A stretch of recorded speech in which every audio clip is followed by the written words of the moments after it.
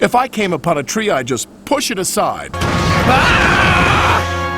Hey guys, here's another short little vlog about the miniature model railway section that Horace will eventually be riding on. As I've said before, I think one of the biggest rip-offs in the model railroading industry is trees. Do you really want to pay $20 for some plastic twigs? I'm going to show you how I create trees with just twigs from the garden. Before we get into that though, here's just a quick update on the progress since the last video. I added real grass instead of a grass mat and sprayed it with scenic cement and so forth. The marked edge you see is where a river is going to go eventually. And here is me just adding more shrubs to the rock face. Now for the trees. The trees are basically twigs with either clump foliage or moss. I just picked the twigs up in the garden from a dead rosemary bush. The other twigs I used are actually just recycled from the dead trees I used for my Haunted Henry remake. They're from a pittosporum hedge in my backyard, and are actually pretty sturdy. Adding leaves is actually pretty simple. To give the layout some variety, I use two materials. The first is clump foliage, which is just foam sheddings that you can get at most hobby shops. I'm using Woodland Scenics, but any brand will do. First, you want to fill a Ziploc bag with the clump foliage. Then you want to spray the twig with an adhesive glue.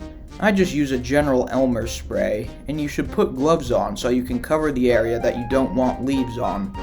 Oh, and I should note, do not spray over a sink, like it's shown here. I learned this the hard way.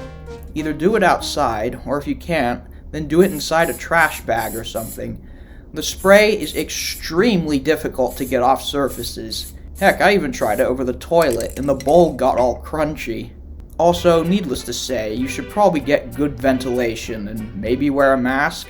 Anyway, after you give the tree a good old spray, again covering the area where you don't want leaves, the trunk, then you just drop it in the bag of foliage, close it, and then start shaking. Give it a good long shake to allow the foliage to attach. Then leave it in the bag and allow it to dry overnight. That should be enough. Also, I'd recommend only doing one tree at a time so they don't stick to each other. You might want to shake it off a bit to get rid of excess foliage. Now this is only one method.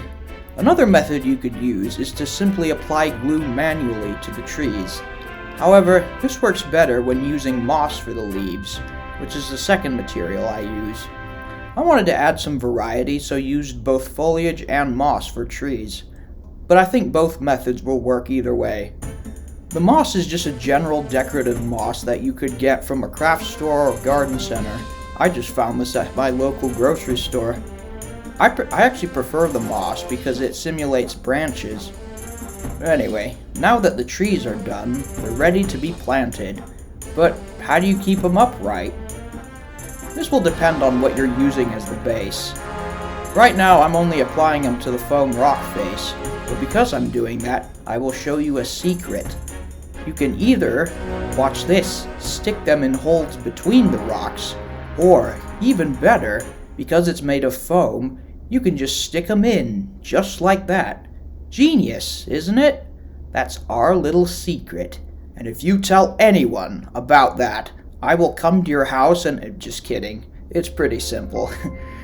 But yeah, you just basically stick them in the foam. That's the easiest way.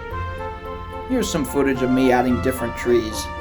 Here's a bigger guy to give more biodiversity. Now of course this only works with foam or a soft surface. Obviously you can't just stick it into wood. I might go into detail about this later, but I have two methods for wood. One, just drill a hole and glue it in, which is not shown. Or, you could just create a base for them. This tree right here already has one, a base I made out of epoxy putty, as it was used in the Haunted Henry video, so it needed to be portable. Of course this doesn't look very realistic, but you can hide it using moss or whatever. I'll probably go into more detail in another video. So yeah, that's pretty much it as far as trees. It's a pretty simple concept.